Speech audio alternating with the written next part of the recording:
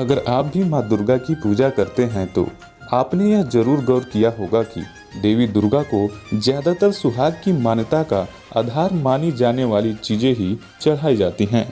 जिससे एक बात तो स्पष्ट है कि माँ दुर्गा देवी शादीशुदा हैं। अब सवाल यह उठता है कि माँ दुर्गा के पति कौन हैं? आखिर माँ दुर्गा किसके नाम का श्रृंगार करती हैं? किसके नाम का सिंदूर लगाती है? तो चलिए जानते हैं अपने धार्मिक ग्रंथों में छुपे हुए इस रहस्य को।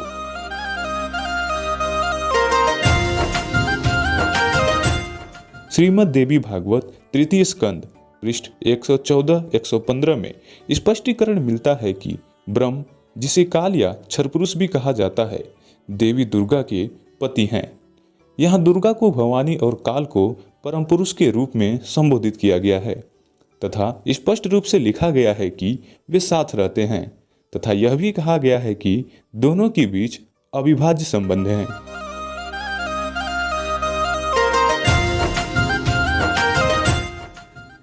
देवी भागवत पुराण में देवी दुर्गा बहुत स्पष्ट रूप से इस ब्रह्म की पूजा करने के बारे में बताती हैं, क्योंकि वह त्रिदेव अर्थात ब्रह्मा विष्णु शिव से ऊपर हैं। यही प्रमाण संक्षिप्त देवी भागवत के तीसरे स्कंद पेज 129 पर भी मिलता है।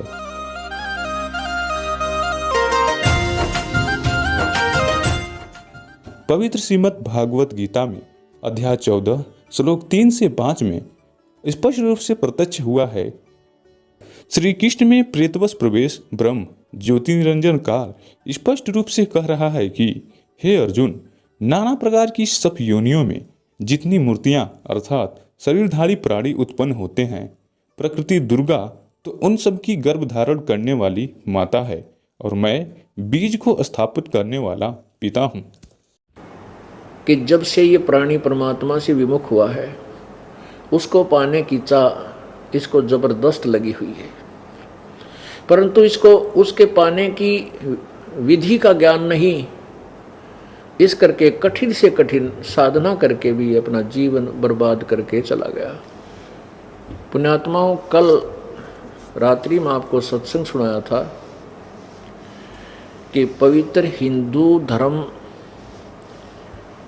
के अंदर जो उनको साधना का ज्ञान है वो शास्त्र विधि अनुसार नहीं है, शास्त्र के विरुद्ध है। क्योंकि जैसा कि आपने माननीय चारों शंकराचार्यों का सिद्धांत पढ़ा, उनकी पूजा की विधि पढ़ी, सुनी और देखी, वो इन्हीं देवताओं की पूजा करते हैं। वे भगवान विष्णु और शंकर और दुर्गा और लक्ष्मी, भद्रकाली, कामाक्षी देवी, नारायण, ये वही भगवान एक ही विष्णु है जिसको जगन्नाथ कहो, नारायण कहो, बराह कहो। ये केवल ब्रह्मा, इन ब्रह्मा विष्णु महेश तीनों गुण तक ही सीमित हैं।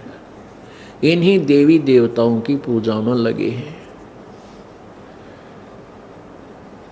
और इनके विषय में कल आपको प्रमाण दिया था गीता जी अध्याय नंबर 7 के श्लोक नंबर 15 में,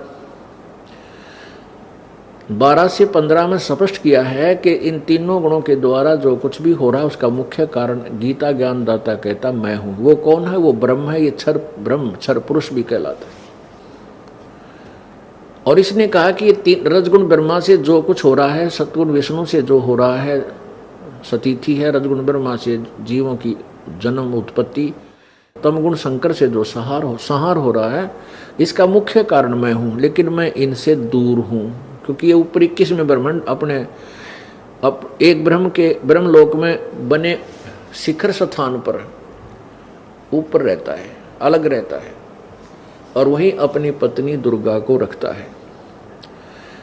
और दुर्गा यहाँ जो भी कोई साधक है उपासना करते हैं उनको भी आके दर्शन दे जाती है, फिर वहीं अपने स्थान पर चली जाती है। इस त्रिगुणमयी माया को गीता जी अध्याय नंबर 7 के श्लोक नंबर 14 में बताया है कि ये बहुत खतरनाक है। और जो मेरी पूजा करते हैं, यानी ब्रह्मा विष्णु महेश से ऊपर ब्रह्म की जो साधना करते हैं, वो इनसे ब्रह्मा विष्णु महेश से मिलने वाली साधना से ऊपर उठ जाते हैं, इनसे ज्यादा लाभ प्राप्त होते हैं। ब्रह्म के उपासक कहाँ जाते हैं? ब्रह्मलोक में चले जाते हैं। श्री ब्रह्मा रजगुण, श्री सतगुण विष्णु जी, श्री शिव तमगुण की उपासक इन्हीं के लोकों में जाते हैं और तुरंत ही अपने पुण्यों को क्षीण करके वापस 84 लाख योनियों में आ जाते हैं और ब्रह्म का साधक ब्रह्मलोक में चला जाता है। जिस ब्रह्म की साधना को श्री दुर्गा देवी कह रही है कि ओम नाम का जाप करो, और एक बार फिर पढ़िए, थोड़ा सा बहुत जरूरी कंसेप्ट इसमें रह गया। दुर्गा ने क्या कहा है कि ये वही दुर्गा पुराण है, 562 पृष्ठ पे, यहाँ 563 पृष्ठ पे देखेंगे।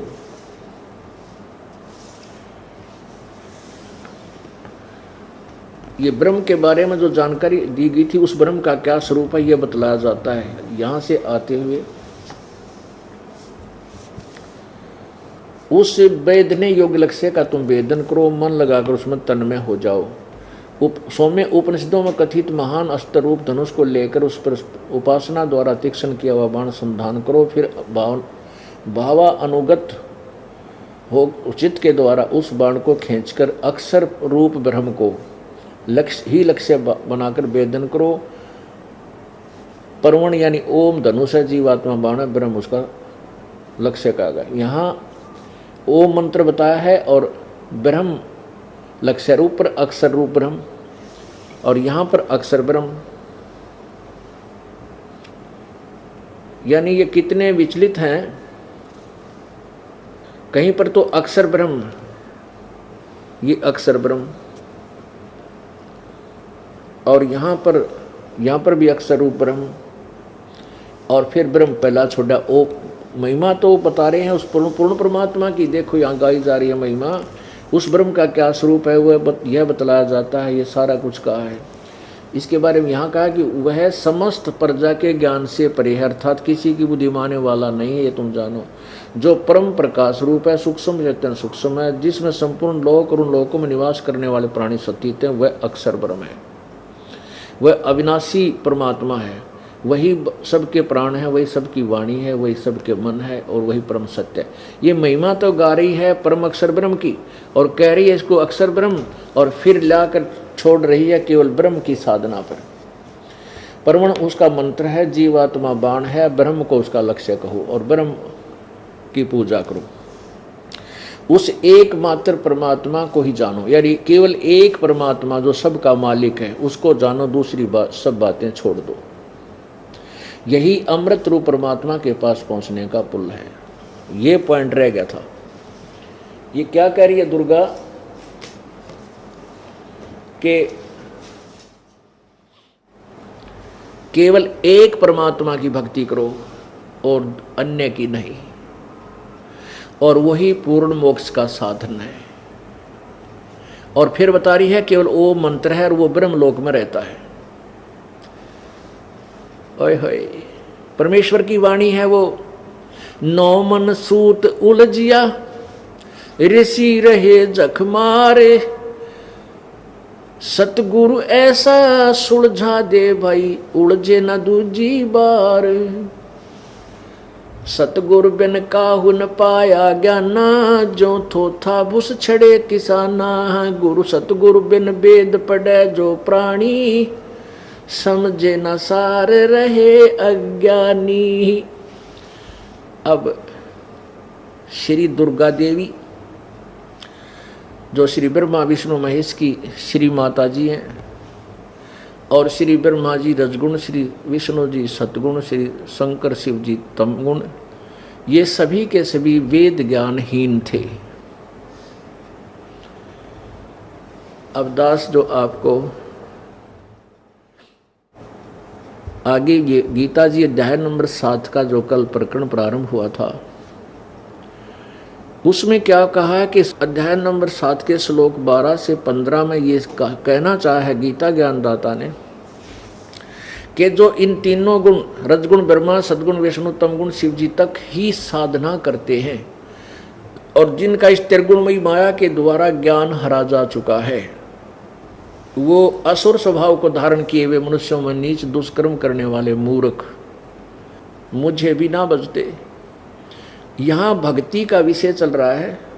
गीता ज्ञानदाता ब्रह्म है जो श्री कृष्ण जी के शरीर में प्रवेश करके वो बोल रहा है। तो तीनों गुणों की रजगुण ब्रह्मा, सद्गुण विष्णु, तमगुण शिव जी की साधना करने वालों को असुर स्वभाव के को धारण किए हुए मनुष्यों में नीच। एक बार फिर देख लीजिए श्रीमद् भगवत गीता, जिसके अनुवादक हैं जय दयाल गोविंद का और प्रकाशक हैं गीता प्रेस गोरखपुर,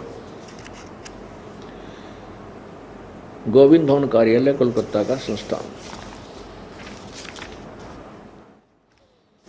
अध्याय नंबर 7 का अब श्लोक नंबर 12। और भी जो सतगुण से उत्पन्न होने वाले भाव हैं और जो रजगुण से तथा तमगुण से होने वाले भाव हैं, उन सबको मुझसे ही होने वाले ऐसा जान, परंतु वास्तव में उनमें मैं और वे मुझ में नहीं हैं। अब इसके साथ साथ हमने और भी कंसेप्ट क्लियर करना पड़ेगा, क्योंकि प्रत्येक क्लास में, प्रत्येक पीरियड में, प्रत्येक सत्संग में विद्यार्थी बदलते रहते हैं और पुराने भक्त हैं, उनको ज्ञान यज्ञ का लाभ मिल रहा है, आनंद आता है। परमात्मा की चर्चा कितनी बार भी सुने उतनी ही प्यारी लगनी चाहिए।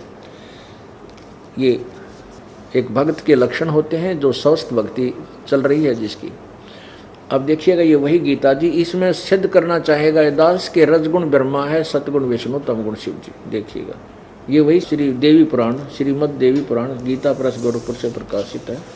श्रीमद् देवी भागवत, संपादक हनुमान प्रसाद पोदार, चिमनलाल गोस्वामी, प्रकाशक एवं मुद्रक है गोविंद गीता प्रेस गोरखपुर, गोविंद भवन कार्यालय कलकत्ता का संस्थान। इसके 123 पृष्ठ पे है, 123 पृष्ठ पे भगवान विष्णु जी कह रहे हैं, तुम शुद्ध स्वरूपा हुए संसार तुम्हीं से उद्भासित हो रहा है। मैं ब्रह्मा और शंकर हम सभी तुम्हारी कृपा से विद्यमान हैं। हमारा आविर्भाव अर्थात जन्म, तिरोभाव अर्थात मृत्यु होता है, हुआ करता है। केवल तुम ही नित्य हो, जगत जननी हो, प्रकृति और सनातनी देवी हो। शंकर भगवान बोले, देवी यदि महाभाग विष्णु तुम्हीं से प्रकट हुए हैं, तो उनके बाद उत्पन्न होने वाले ब्रह्मा भी तुम्हारे बालक हुए हैं। फिर मैं तमोगुणी लीला करने वाला शंकर क्या तुम्हारी संतान नहीं हुआ? अर्थात मुझे भी उत्पन्न करने वाली तुम ही हो। शिवे संपूर्ण संसार की सृष्टि करने में तुम बड़ी चतुर हो। इस संसार की सृष्टि, स्थिति और संहार में तुम्हारे गुण सदा समर्थ हैं। उन्हीं तीनों गुणों से उत्पन्न हम ब्रह्मा, विष्णु एवं शंकर नियमानुसार कार्य में तत्पर रहते हैं। इति सिद्धम के रजगुण ब्रह्मा है, सतगुण विष्णु, तमगुण शिव जी। और दूसरा ये सिद्धम के ब्रह्मा विष्णु महेश की माँ दुर्गा है। और तीसरा ये सिद्धम के ये नाशवान है, अविनाशी नहीं है, इनका जन्म और मृत्यु होता है, ये कंप्लीट गॉड नहीं है। ये दास अपनी तरफ से नहीं कह रहा, इनकी केवल इन महापुरुषों की, महानुभावों की, इन भगवानों की जो है ना जीवन कहानी, इनकी जीवनी सुना रहा हूँ आपको पढ़कर। ये देखिएगा शिव पुराण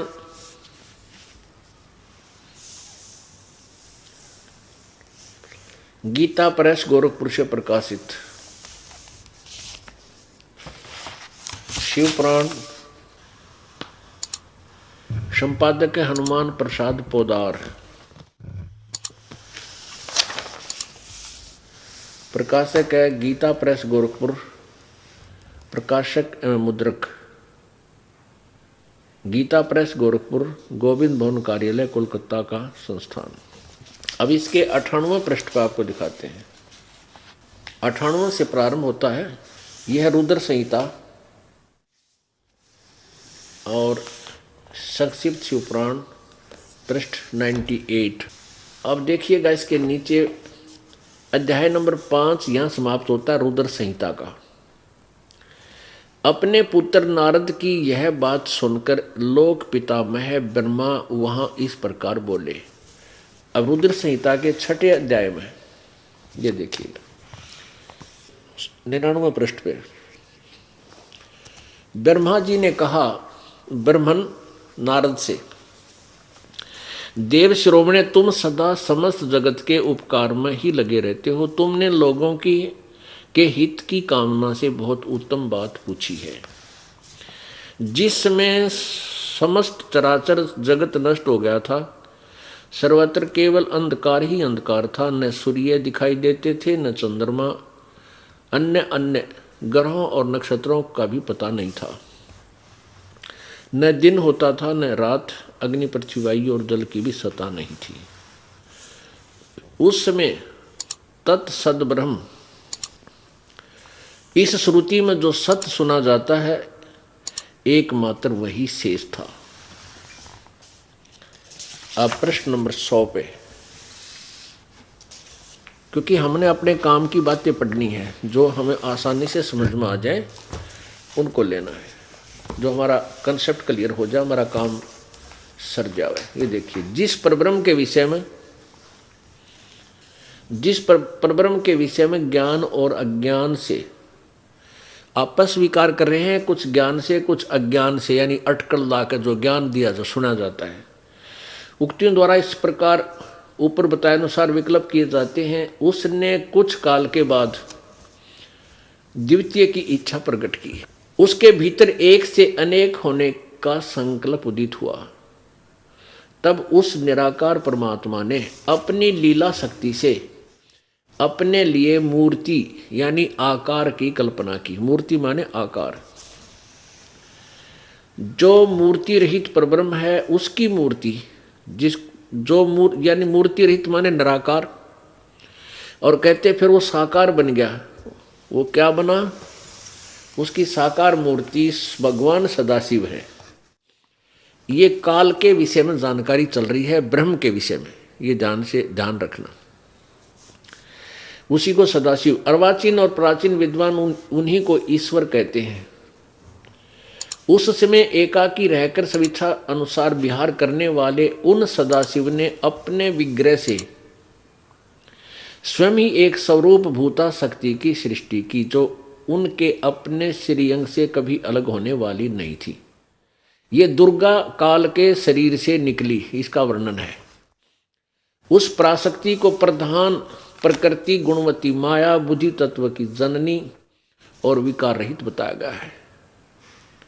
वह शक्ति अंबिका कही गई है। उसी को प्रकृति शब्द याद रखना, यह गीता जी में काम आओगा आपका। जब गीता जी के अंदर आप जी को ब्रह्मा विष्णु महेश की उत्पत्ति दुर्गा और काल से स्पष्ट की जाएगी, सिद्ध की जाएगी। उसमें प्रकृति शब्द, प्रकृति का अर्थ दुर्गा है, यानी इस शेरा वाली माता को प्रकृति भी कहते हैं। ये देखिए, वह शक्ति अंबिका कही गई है। उसी को प्रकृति सर्वेश्वरी और त्रिदेव जननी, ओह, ब्रह्मा विष्णु महेश की माता त्रिदेव जननी, तीनों देवताओं को उत्पन्न करने वाली, तीनों देवताओं की माँ, ब्रह्मा विष्णु महेश की माता, नित्या और मूल कारण भी कहते हैं। सदाशिव द्वारा प्रकट की गई उस शक्ति के 8 भुजाएं हैं। ये स्पष्ट हो गया। इस अष्टंगी को, दुर्गा को ही प्रकृति कहते हैं। ये ब्रह्मा विष्णु महेश की माता है। आगे देखो, नाना प्रकार के आभूषण इसके श्री अंग की शोभा बढ़ाते हैं। वह देवी नाना प्रकार की गतियों से संपन्न है और अनेक प्रकार के अस्त्र शस्त्र धारण करती है। स्पष्ट हुआ। आगे देखो, एकाकिनी होकर भी वह माया संयोग वसात अनेक हो जाती है।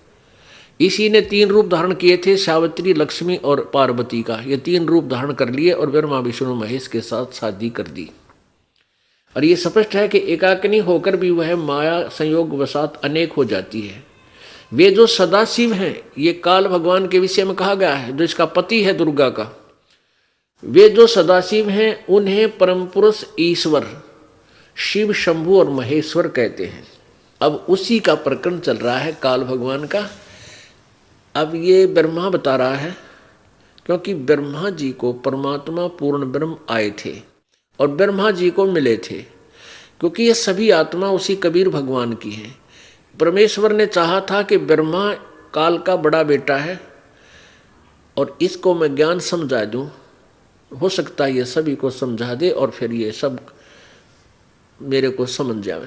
तो ब्रह्मा जी ने परमात्मा से ज्ञान सुना, नाम भी लिया, उपदेश भी लिया, लेकिन बाद में काल ने ऐसी प्रेरणा की उसका नाम खंड करवा दिया।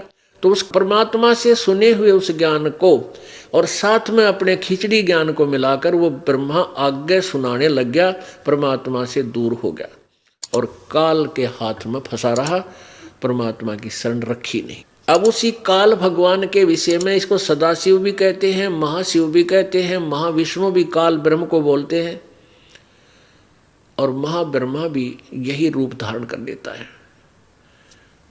अब यहाँ काल के विषय में जानकारी दी जा रही है, देखिएगा। वे अपने सारे अंगों पर भस्म रमाए रहते हैं। उन काल रूपी ब्रह्म ने, हो गया स्पष्ट, कि सदा शिव को काल रूपी ब्रह्म भी बोलते हैं। काल रूपी यानी काल भगवान भी कहते हैं।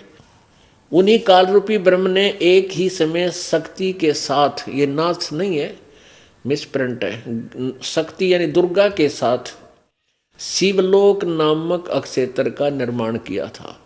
उस उत्तम अक्षेत्र को काशी कहते हैं। काशी वह परम निर्वाण व मोक्ष का स्थान है जो सबके ऊपर विराजमान है। वे प्रिया और प्रियतम शक्ति और शिव, वो पति पत्नी रूप में दुर्गा और शिव, दुर्गा और शक्ति और शिव, दुर्गा और शिव, जो यानी ब्रह्म जो परमानंद स्वरूप है, उस मनोरम क्षेत्र में नित्य निवास करते हैं, वहां रहते हैं ऊपर। काशीपुरी परमानंद रूपणी है।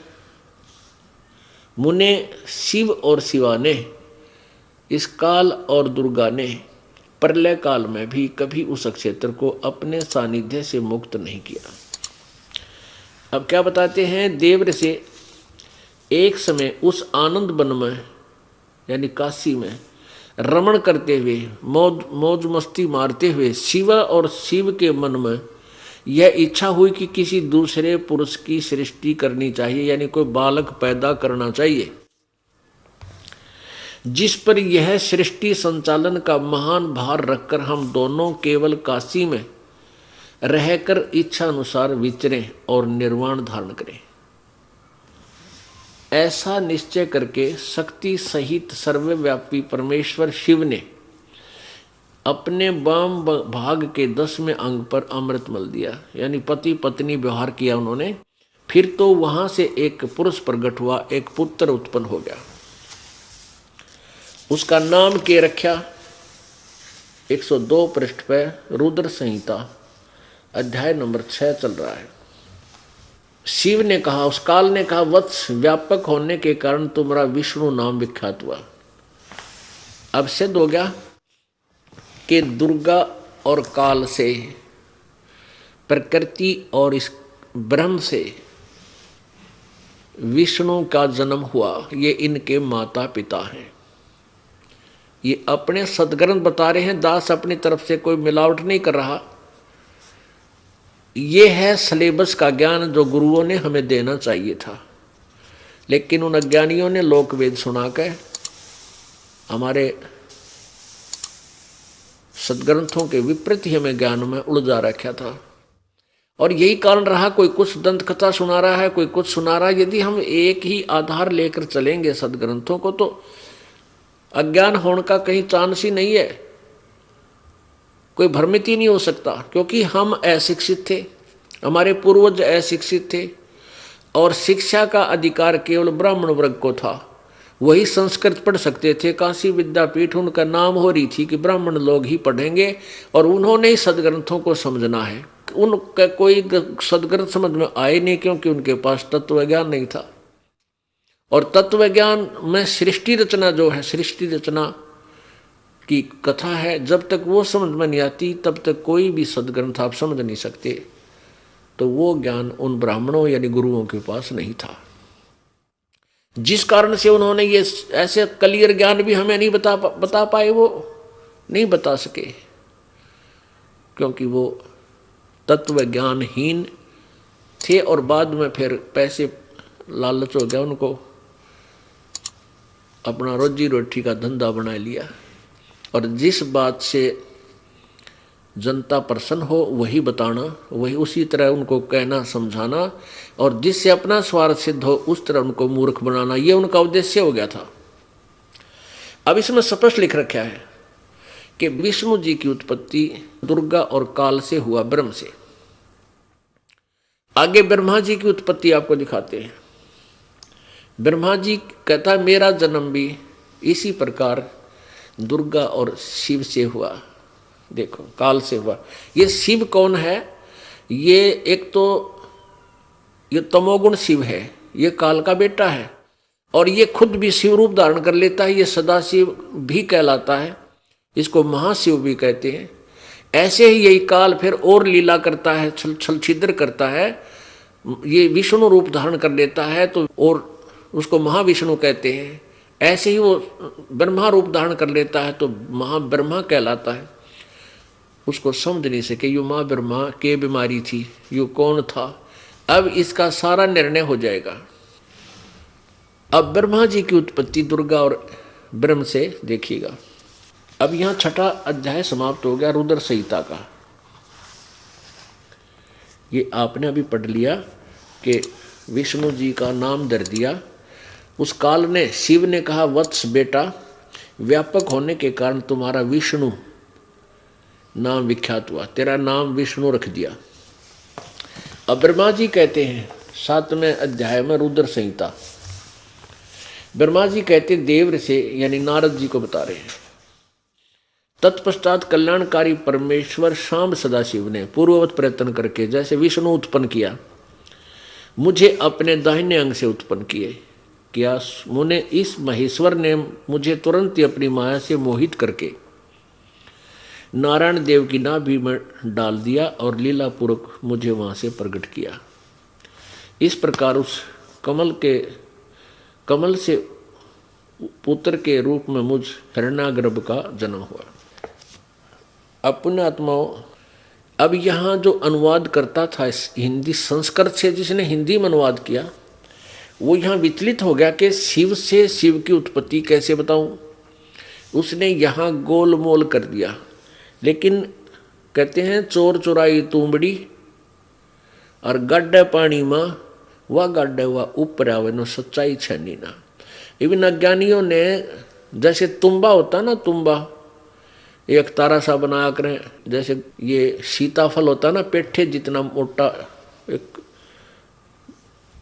वो होता है तुम्बा, एक बेल का लगता फल है, और उसको वो सूख जाने के बाद उसको सुराख करके उसके बीज निकाल देते हैं और वो इतना मोटा हो जाता है और वो खाली होता है, उसको वो पानी में डूबता नहीं।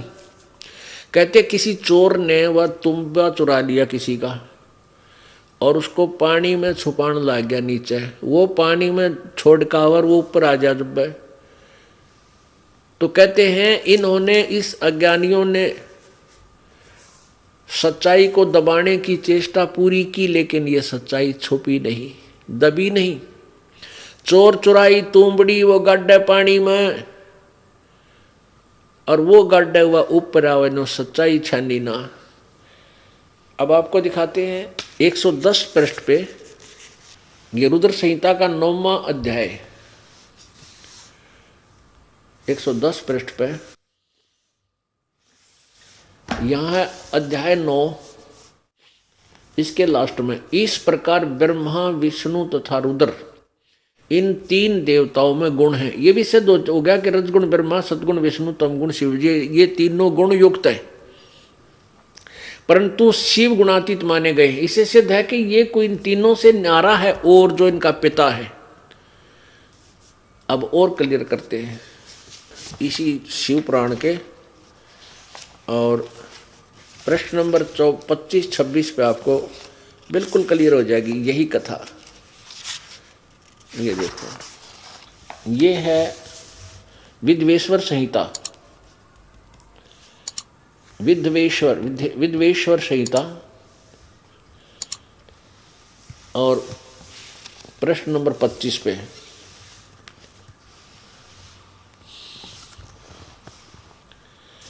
ब्रह्मा विष्णु ने पूछा किससे? इस काल से, सदाशिव से।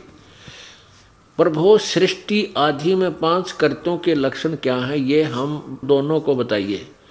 भगवान शिव बोले, ये काल बोला, ब्रह्म, मेरे कर्तव्यों को समझना अत्यंत गहन है, तथापि मैं कृपा पूर्वक तुम्हें उनके विषय में बता रहा हूँ। ब्रह्मा और अच्युत यानी विष्णु, सृष्टि और पालन, संहार, तिरोभाव और अनुग्रह, ये 5 ही मेरे जगत संबंधी कार्य हैं जो नित्य सिद्ध हैं।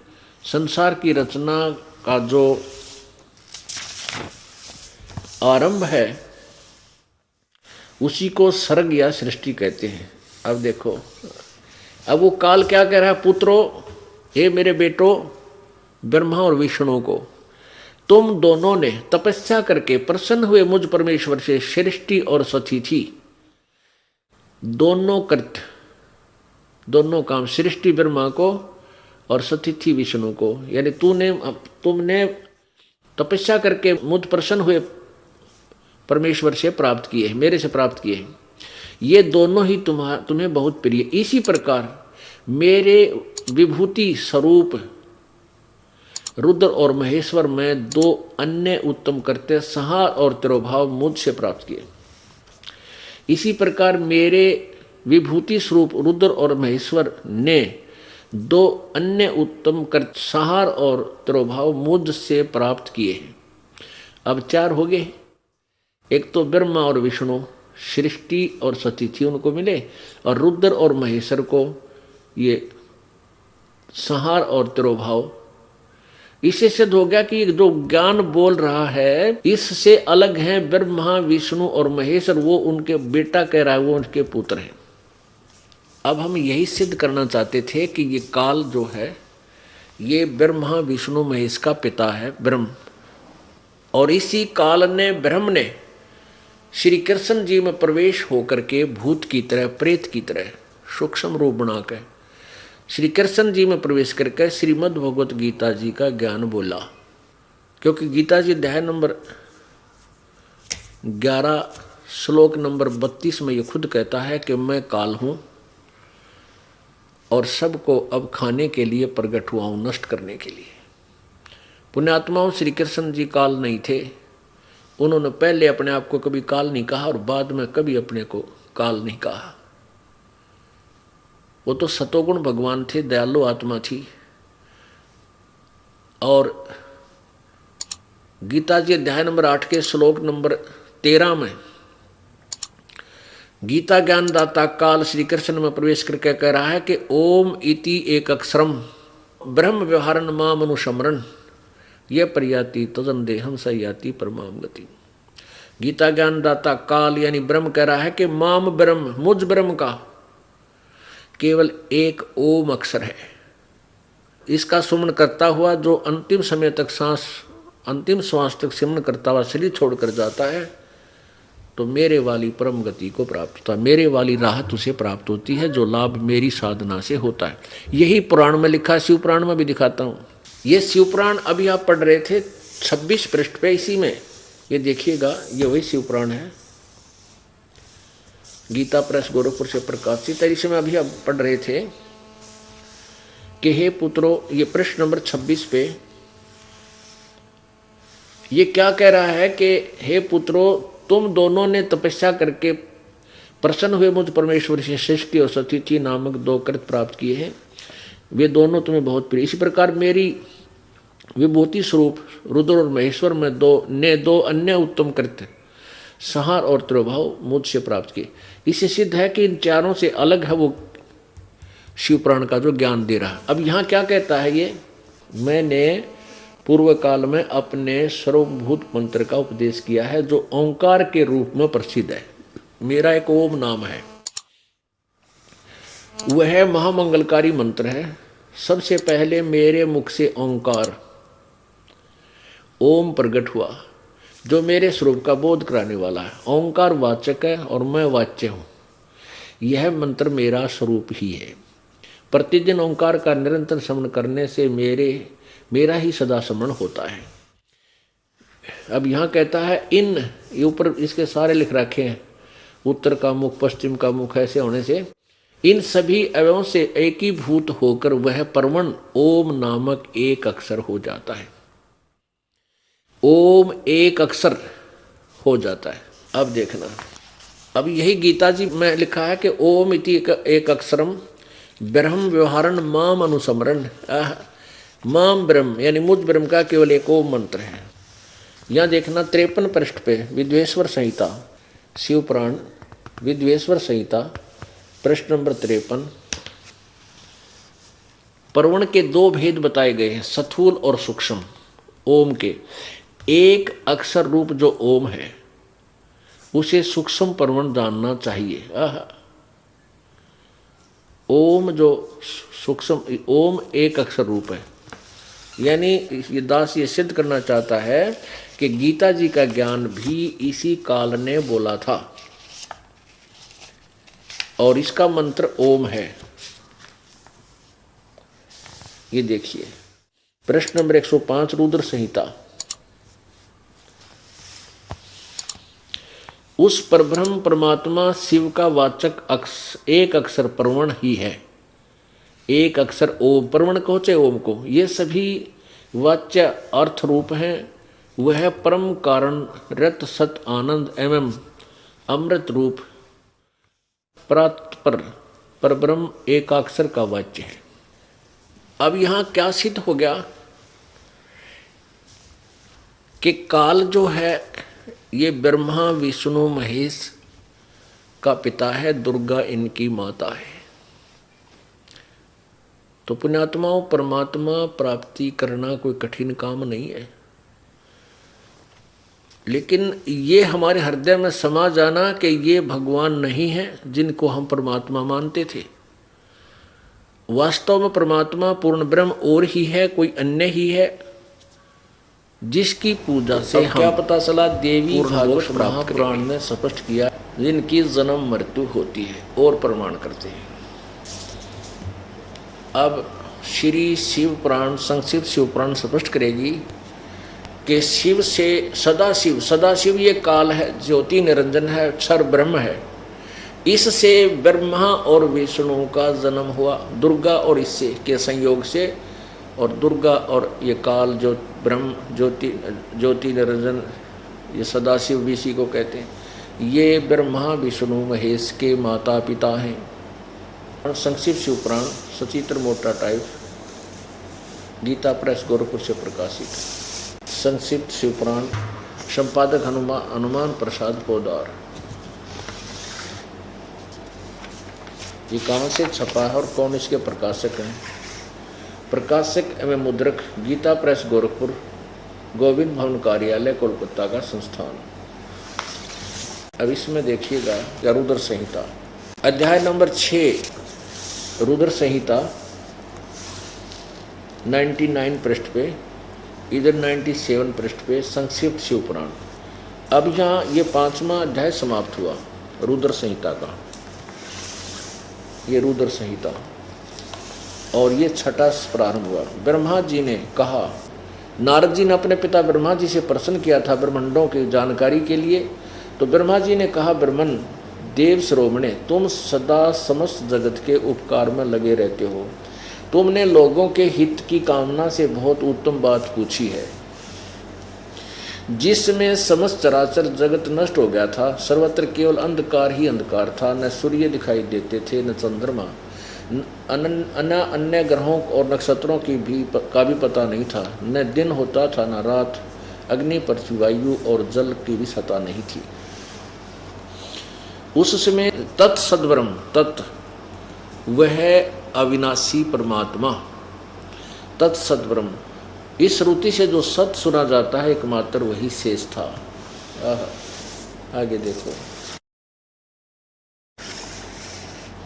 जिस परब्रह्म के विषय में ज्ञान और अज्ञान से पूर्ण उक्तियों द्वारा इस प्रकार विकल्प किए जाते हैं उसने कुछ काल के बाद द्वितीय की इच्छा प्रकट की, उसके भीतर एक से अनेक होने का संकल्प उदित हुआ। तब उस निराकार परमात्मा ने अपनी लीला शक्ति से अपने लिए मूर्ति की कल्पना की। अब ये परमात्मा को निराकार कहते हैं, और इस ज्योति निरंजन ने कसम खा रखी है, इसने अपनी जो है ना प्रतिज्ञा की हुई है कि मैं अपने यथार्थ रूप में किसी को दर्शन नहीं दूंगा, क्योंकि इसका काल रूप है। जो गीता जी अध्याय नंबर 11 के श्लोक 32 में कहा कि अर्जुन, ये मेरा यथार्थ काल रूप है और मैं काल हूँ, सबको खाने के लिए आया हूँ, अब प्रवृत्त हुआ हूँ। और गीता जी अध्याय नंबर 11 के ही 47-48 में स्पष्ट किया है कि ये मेरा रूप जो वास्तविक है, ये आप तेरे अतिरिक्त अर्जुन ना पहले किसी ने देखा, ना आगे देख सकता, ना कोई किसी वेदों में वर्णित विधि से, ना जप से, ना तप से, ना किसी क्रिया से मेरी प्राप्ति नहीं है, मेरा ये वास्तविक रूप है। इसलिए ब्रह्मा विष्णु महेश शिव और अन्य ऋषियों ने साधनाएं की, ओम नाम का जाप किया, मेडिटेशन किया, कुछ परमात्मा प्राप्ति नहीं हुआ, लेकिन सिद्धियां आ गई।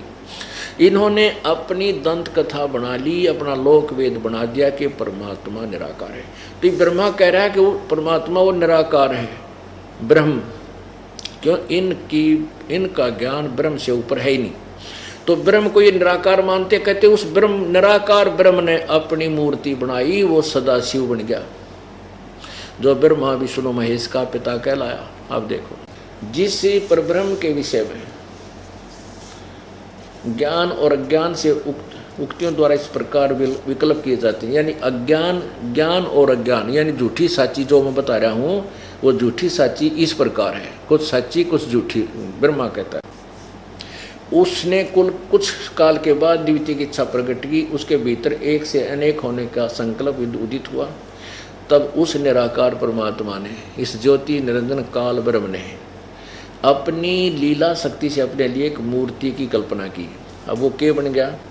जो मूर्ति रहित परब्रह्म है उसकी मूर्ति, यानी निराकार। मूर्ति रहित माने निराकार, मूर्ति और मूर्ति माने साकार। भगवान सदाशिव हैं। ये सदाशिव है ना, ये ब्रह्मा विष्णु महेश का पिता है, यो काल है, ज्योति निरंजन है, क्षर पुरुष है, क्षर ब्रह्म भी इसी को बोलते हैं। अर्वाचीन और प्राचीन विद्वान इन्हीं को ईश्वर कहते हैं।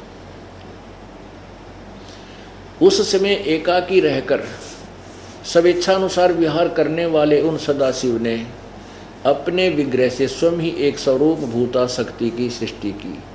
अब इस काल के ने अपने काल के अंदर से दुर्गा निकली, ये देखना, जो उनके अपने श्रीअंग से कभी अलग होने वाली नहीं थी। उस पराशक्ति को प्रधान प्रकृति गुणवती माया। अब ध्यान से देखना, सुनना, पढ़ना कि ये प्रकृति शब्द और प्रधान शब्द आपके गीता जी के ज्ञान में काम आएंगे। प्रकृति दुर्गा को कहते हैं। उस पराशक्ति को प्रधान प्रकृति गुणवती माया बुद्धि तत्व की जननी तथा विकार रहित बताया गया है। वह शक्ति अंबिका कही गई है। उसी को प्रकृति सर्वेश्वरी, त्रिदेव जननी, तीनों देवताओं की माता, ब्रह्मा विष्णु महेश की माँ, नित्या और मूल कारण भी कहते हैं। सदाशिव द्वारा प्रकट की गई, यानी उस काल के अंदर से निकाली गई। परमात्मा के ज्ञान में, सृष्टि रचना में आपने सुना, उसमें ये सच्चाई है। सदाशिव द्वारा प्रकट की गई उस शक्ति के 8 भुजाएं। ये स्पष्ट होगा कि प्रकृति भी उसी को कहते, दुर्गा को, या तीनों देवताओं की माँ है, जग त्रिदेव जननी है। और सदाशिव द्वारा प्रकट की गई, यानी काल के अंदर से निकली है, उसकी शक्ति की 8 भुजाएं, यानी अष्टंगी ही है। ये ब्रह्मा विष्णु महेश की माता है। नाना प्रकार के आभूषण उसके श्री अंगों की शोभा बढ़ाते हैं। स्पष्ट है, वह देवी नाना प्रकार की गतियों से प्रसंपन्न है और अनेक प्रकार के अस्त्र शस्त्र धारण करती है। सिद्ध हुआ ये दुर्गा के ही बारे में है। एकाकिनी होने पर भी वह माया संयोग वसात अनेक हो जाती है, ये कई रूप भी बना लेती है। वे जो सदाशिव हैं उन्हें परम पुरुष, यानी काल को परम पुरुष, ईश्वर, शिव और शंभु और महेश्वर कहते हैं। वे अपने सारे अंगों पर भस्म रमाए रहते हैं। उन काल रूपी ब्रह्म ने आ गया ना, ये काल रूपी ब्रह्म ने एक ही समय में शक्ति के नाथ नाथनी शक्ति के साथ शिवलोक नामक अक्षेत्र का निर्माण किया था। उस उत्तम अक्षेत्र को काशी कहते हैं। वह परम निर्वाण व मोक्ष का स्थान है। अब यहाँ ध्यान से देखो कि वे अपने सारे अंगों पर भस्म रमाए रहते हैं। उन काल रूपी ब्रह्म ने एक ही समय में शक्ति के साथ शिवलोक नामक क्षेत्र का निर्माण किया है। ये काल ज्योति निरंजन के विषय में कहा जा रहा है, इसने सदा शिव रूप बना लिया। उस उत्तम क्षेत्र को काशी कहते हैं। वह परम निर्वाण व मोक्ष का स्थान है जो सब के ऊपर विराजमान है। वे प्रिया और प्रियतम, वे प्रिया और प्रियतम रूप यानी पति पत्नी रूप में शक्ति और शिव, दुर्गा और ये काल जो परमानंद स्वरूप हैं उस मनोरम क्षेत्र में नित्य निवास करते हैं। काशीपुरी परमानंद रूपणी है। मुने शिव और शिवा ने, दुर्गा और काल ने, काल और दुर्गा ने, ज्योति निरंजन यानी ब्रह्म और दुर्गा ने, सरपुरुष और दुर्गा ने, देवी ने प्रलय काल में भी कभी उस क्षेत्र को अपने सानिध्य से मुक्त नहीं किया है। देव से एक समय उस आनंद वन में रमण करते हुए शिवा और शिव के मन में यह इच्छा हुई कि किसी दूसरे पुरुष की सृष्टि करनी चाहिए, जिस पर यह सृष्टि संचालन का महान भार रखकर हम दोनों केवल काशी में रहकर इच्छा अनुसार विचरें और निर्वाण धारण करें। अब इन्होंने संतान उत्पत्ति की कोशिश की, यानी विचार किया। ऐसा निश्चय करके शक्ति सहित सर्वव्यापी परमेश्वर शिव ने यानी दुर्गा के साथ इस काल ने अपने वाम भाग के 10वें अंग पर अमृत मल दिया, यानी पति पत्नी व्यवहार किया। फिर तो वहाँ से एक पुरुष प्रकट हुआ, एक व्यक्ति यानी एक परमात्मा इन्होंने उत्पन्न कर दिया। तदंतर उस पुरुष ने परमेश्वर शिव को प्रणाम करके कहा, स्वामिन मेरे नाम निश्चित कीजिए, काम बताइए। उस पुरुष की यह बात सुनकर महेश्वर भगवान शंकर हंसते हुए मेघ के समान गंभीर वाणी में उससे बोले। शिव ने कहा, वत्स बेटा, व्यापक होने के कारण तुम्हारा विष्णु नाम विख्यात हुआ। 6ठे अध्याय में रुद्र संहिता में ये स्पष्ट हो गया कि इस काल यानी ज्योति निरंजन सरपुरुष कहो, इसको ब्रह्म को, जिसने गीता का ज्ञान दिया, श्री कृष्ण में प्रवेश करके, भूत की तरह प्रवेश करके, वो उसके संयोग से और दुर्गा के संयोग से, पति पत्नी व्यवहार से जो विष्णु जी की उत्पत्ति हुई। अरे तेरा गजब होइयो। हमारे जो सिलेबस तो बता रहा है कुछ, और हमारे गुरु बताया करते उआ बाई एंड वेंड बोला करते थे। क्या वो टीचर ठीक थे? जो टीचर सिलेबस से आउट ऑफ सिलेबस बच्चों को स्टडी करा रहा है वो टीचर ठीक नहीं, वो शत्रु है उन विद्यार्थियों का, गुमराह कर रहा है, वो नावल की कहानी सुना रहा है, इधर उधर के गप्पे आंक रहा है। तो पुण्यात्मा, मेरे को परमेश्वर ने टीचर बना के भेज दिया, और एक टीचर का कर्तव्य है कि वो जैसे पहले वाले अध्यापक ने कोई प्रश्न गलत हल कर रखा है और वो नए टीचर के सामने वो आता है, तो वो क्या करेगा, उसका कर्तव्य बनता है पहले उसमें सुधार